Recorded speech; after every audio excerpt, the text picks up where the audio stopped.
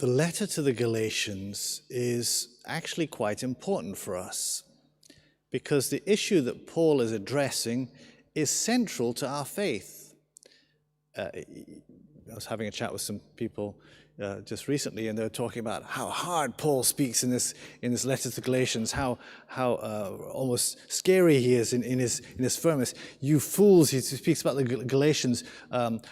He kind of really has a go at them because these people have been encouraged them to be circumcised. You know that you can't be saved without circumcision is their message. So you need to be circumcised, and Paul is saying no.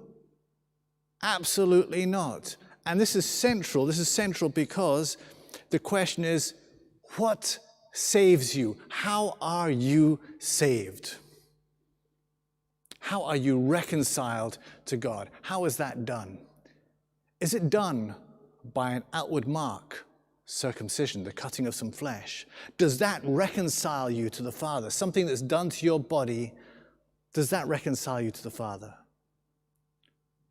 Or is it, and this is St. Paul's point, or is it the death and resurrection of Jesus Christ and entering into that fact, that event through faith and love?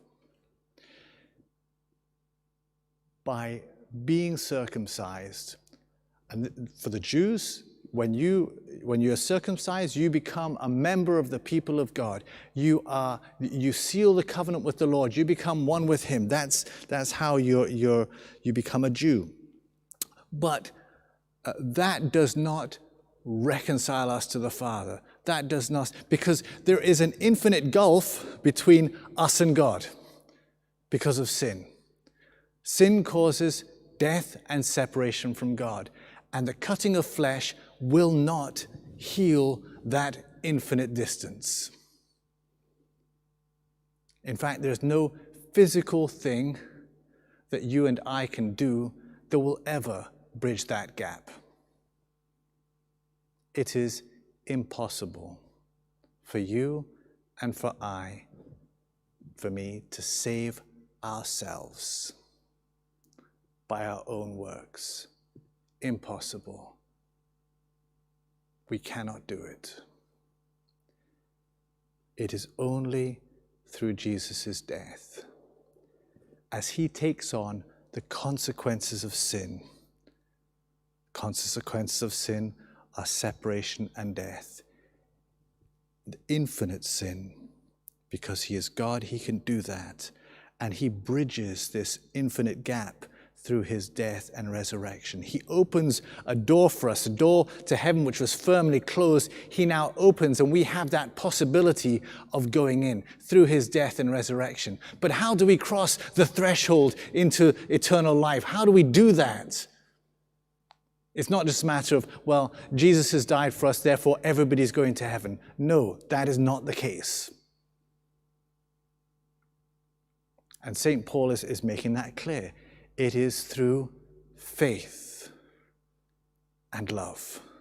Faith and love. Not faith alone, but faith and love. St. Paul says, and I think it's 1 Corinthians 13, he says, if I have faith to move mountains, but am without love, I'm nothing at all.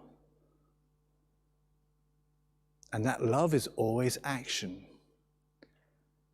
And so I enter on it, I step through that door, through faith in what? In Jesus Christ, in His death and resurrection. I do that through baptism. That's when I enter into this relationship. This is when I have my sins washed away and I enter into the death and resurrection of Jesus Christ.